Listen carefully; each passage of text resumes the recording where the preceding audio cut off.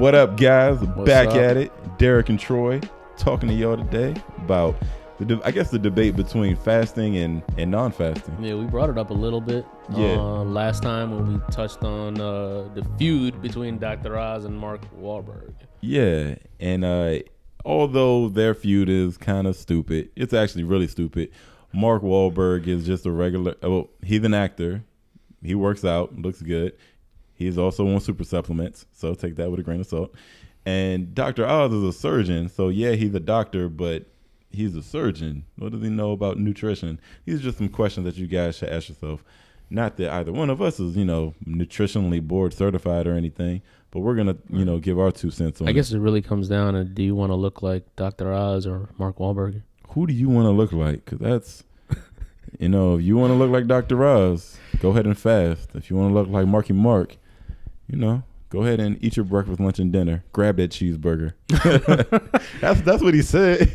Like, I'll do a competition, and now we have a cheeseburger beforehand. So you tried fasting before? You have clients that do fasting, right? I've tried fasting. I've had people that I work with do fasting, and my ultimate take on fasting is it works until it doesn't. At the end of the day, make it real simple: calories in versus calories out. If your total activity and calorie burn through the day is 3,000 calories, just throwing a number out there, and you eat those 3,000 calories divided up equally into like 6 meals or 5 meals, or if you just have it all in a 2-hour window because you're doing 22 and 2 for fasting or 20 and 4, it doesn't matter. I mean, if you 3,000 calories in, 3,000 calories out, that's it. You'll be a little bit leaner and tighter from fasting because your stomach is only working one time a day. So your intestines only have food moving through it one time a day. So it gives your body a chance to, give the appearance of a smaller waist. But, if you eat 6 times a day, your waist is going to, or your stomach is going to be slightly distended anyway, because every time you eat, your muscles have to relax so the food can actually go through and digest and can get absorbed anyway. And really what we'll circle back to is fasting and versus not fasting is all just based off of your personal choice and in your lifestyle. It's not, one is not inherently better than the other. I think it really comes down to what your goal is. Yeah, and what your goal is. There's different thoughts.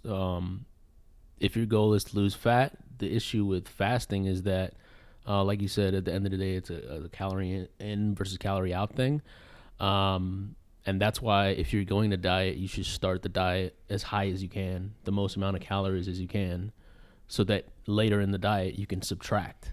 I think a lot of issues that people make with dieting is they start too low and then there's nothing to take away from. Yeah. Eventually you will be eating nothing. Ice cubes. I ate ice cubes before. Actually, it was not fun. For a diet or just for... Just to put something in my mouth. I eat ice from time to time, but it's normally just because I want to eat ice. It's never because it's a meal. No, so the issue is that say your daily calorie intake is, like you said, 3,000, right? And you start fasting. Most people can't fit 3,000 calories into their fasting window. So they can't. So that's why they actually do it, because it cuts their calories. Let me take this back, so my personal experience with that is, you dare me to not eat 3,000 calories in 2 hours. I'll prove you wrong. It's probably a bunch of shit though. Hey, I could eat 3,000 calories of good food in a 4-hour window. But at any rate, you're right. I mean, that's the big appeal to fasting and why it works for fat loss, is because it's hard to eat, a lot of calories from high quality foods in a short amount of time, because they take up too much space and they take up a lot, and they take a long time to get through you. Yeah, so some of the grand claims that people have to fasting are that it increases your growth hormone, which it's shown that, right? Yeah, it shows that. It's increases your testosterone. Does it? But it's only slightly. So does working out. Working out increases your testosterone. So does deadlifting. So does squatting, right? Yeah. But I'm just trying to bring up the things that people talk about when they say I'm fasting. Well, I'm doing it for the X, Y, and Z benefits. It really comes down to why you're doing it. And I think if you're doing it for fat burning, it's like you said, it's a tool. And if you're gonna do it, you should put that later in your diet. when you start getting low on calories because you're already only eating so much or so for such a small window. Right. If you're trying to bulk, I don't know how fasting makes sense at all. Yeah, I mean, unless you're like you gain weight super easy, then maybe fasting will work so you can control how slowly you gain calories. I mean, gain weight. But to your point, it's about your goal. If your goal is longevity, then fasting is the way to go. It gives your body a chance to recycle the old cells, kind of destroy the old cells, destroy the cancer cells, repurpose them, take what it can and reuse it in other places. That whole process of autophagy. Yeah, and even with DNA repair, I think they've shown that fasting. What is it? So like the telomeres just don't shrink. So aging is your DNA, the telomeres get chopped off and they get shorter and shorter and shorter. That's you aging. And eventually you run into problems when the BS telomeres at the end are gone and you run into the actual DNA and your body starts to lose DNA fragments. DNA, yeah. And then that's when you start to age and I guess you die and stuff. But so fasting has the benefit of it slows that process down. So if you're in it for longevity, the best thing to do would probably do like a 20-and-4 kind of intermittent fasting with a lot of fruits and berries and veggies and grains and stuff like that. So kind of being a vegan and not eating anything. Right. So it really comes down to your goal. But I think if your main goal is building muscle, then fasting is going to work against you. Definitely. I mean, like Mark Wahlberg's point was about performance. If you're an athlete or you care about your performance in the gym, I care about my performance in the gym. I'm not going to go in there on an empty stomach because I know I won't be able to handle the same loads or the same workout. I'll gas out real quick. I'll probably get tired of my warm-up weights going into my top set of squats, and then I can't even hit my top set of squats because I'm already gassed. So that's another thing I think that people don't think about is we talk about periodizing your training all the time, about going through periods where you might focus more on strength training and then go through periods where you increase reps and stuff. People rarely talk about periodizing your diet. Yeah. And maybe you should go through periods where you change your diet. People are actually looking for that one stop punch or that one kill sort of button that you could press and it's going to fix everything. And I don't think there's that button that you can press that's going to fix everything. And people think because all the things associated with fasting that, I can just fast and it's going to fix everything in my life. But that's the other thing too, is like all these little transient effects don't really matter. Like when it comes to fasting, I wouldn't do it for the growth hormone. Like what are you growing? Like you're not eating anything, so you're not going to grow any muscle from the growth hormone response. And the testosterone is the same thing. It puts you in a more anabolic state. But if you're not eating, it's a very short time though. Yeah, it's a very short period of time. It falls away once you start to eat. And to stay in that anabolic state when you're not eating, all it's really doing is preserving the muscle that you do have. The GH, all it's going to do is preserve what you do have. If it does it, and it's not even going to do it that well because so there the is some enough. Fat burning effect, but it's negated. So when you fast and the HGH goes up a little bit, the insulin effectively goes down. So that in the absence of insulin, you might burn more fat, but it cancels each other out when you start eating again. Yeah, because you get the insulin spike and then things just rebalance. Unless you're doing it using fasting for any kind of hormonal changes along the lines of performance, so testosterone, I guess estrogen, muscle building, GH, that kind of stuff. It's so transient, it doesn't matter. It's not going to make you a better athlete. It probably might make you a worse athlete because you don't have fuel. It's harder to focus. It's hard to push. Right. It's a tool. It works until it doesn't, and that's all I can say on it. And we'll know because I was talking with one guy I know. He's a power lifter. Brighton Dior. Y'all should go follow him. I think he's Black Homer Simpson on Instagram. But so we were talking, and he fasts on the weekends, and I typically fast on the weekends too. But it's not something that I'm choosing to do. It's just I don't have the structure of my job to keep me accountable. And Saturday and Sunday is typically the day where I'm meal prepping. So it's extreme.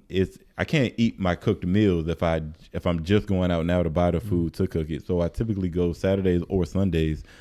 I typically am I probably don't, like last night I didn't eat until my first meal until like damn near 6 o'clock, 6:30. So simply out of convenience. Doing it that way. And that's why I was telling you. It's just the way my life flows on the weekends. I just don't eat on the weekends. That's what I was telling you is that because you asked if I did any fasting when I was prepping for the diet for my show. Yeah. And I did it unintentionally. Yeah. It was only because that's how my day was set up. My day was set up to where I wake up, do my fasted cardio, and actually work out in the morning, which is really hard.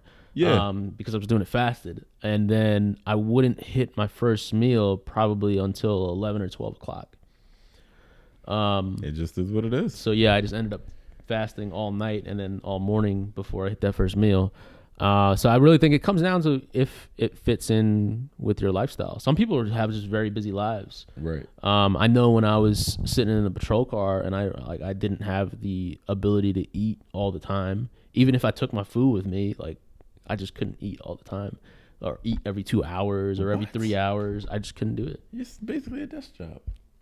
No, I mean, when people start dying and, having heart attacks and they can actually wait. have, have things to attend to. So, I mean, I can understand people. You got to hit your macros. Depending on what your job is and your day-to-day is, fasting might make sense. Right. So if it makes sense for you, then I say go for it. But I'm saying if you're trying to optimize muscle building, don't fast. Yeah. If you're trying to optimize fat burning, save the fasting for later on. And if you're trying to have some sort of anti-aging autophagy effect, I say put it in there sometimes. There's nothing to say you have to fast every day. But right. like you said, you fast on the weekends. Maybe you fast once a month. Yeah, it's just the way it works. And actually, when I do this. After I do my show, I'm gonna take some time and I'm gonna fast. I'm gonna do my best to try not to do that post show binge and just actually binge on fast. pineapple. Just binge on pineapple. You love pineapple. Binge on pineapple and pomegranates. If you follow my Instagram story, you'll see these past couple of weeks. You have pineapples all over your house. Hey guys, we're at my house. Yeah. In my last prep, and probably what'll happen in this prep too, is after what I noticed, because somebody asked me if I fast, and then I said no, and then they asked me, well, how do I do my diet when I was in prep? And I told them, I was like, well, I wake up, I do fasted cardio, and then I don't eat anything until after I do my second session of fasted cardio during my lunch. So I really don't start eating until 1 o'clock. I only have 4 meals. I eat 3 of them before I train so I can perform, and then I have 1 meal after I train so I can kind of recover, and then I do cardio again before I go to bed. So he was like, so you're essentially doing like a 18 and 6 or a 20 and 4 type fast. And I was like, well, yeah, I am. It's not intentional. It's just the way that I have to set it up, because I'm the type of person that likes to have food in my stomach before I go to bed, or else I will not go to sleep. So I just pushed all my meals back to around what I cared about the most, which was my performance in the gym, even though I'm doing contest prep, and making sure I can actually get to sleep by having food in my stomach. It just so happens that what that looked like for the limited amount of food that I had at the time, that I was only on 1,700 calories, was it looked like fasting. So it's one of those things that I'm not a proponent of. I'm not going to push it on anybody. But if you want to do fasting, I'm not going to tell you don't do it. It's just another tool in the toolkit to either extend your life or to burn fat. I don't know why people get so hung up on all these diets, veganism, carnivore diet. That's crazy as hell. It's a button to push, man. It's a button to push, man. People love falling into. It's like we fell out of religion in this country, and we fell in love with all these diets, and we cling to those like they're our god. It's like playing a video game, and you're like, well, this is the 1, 2, 3 kick punch combo. I just need to hit this, and I get everything I want. I win the game. Fast is what it is. That's really all I got to say. I mean, I agree most of what Derrick has to say about fasting. I don't think it's a big deal. I think most of these people like Dr. Oz and Kino Body and these fitness personalities, they're just using fasting to get your money. I mean, Kino Body. What's really impressive fasting, is then he had a product. What's really impressive is that Kino Body was promoting fasting. I followed him in the beginning when he was first coming on the scene, and he was talking about fasting, the real and Bruce Wayne. And not eating anything, and it was really cool.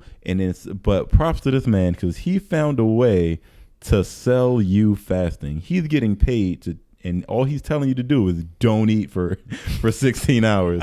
How crazy is that? They're out here taking your money, telling you don't eat food.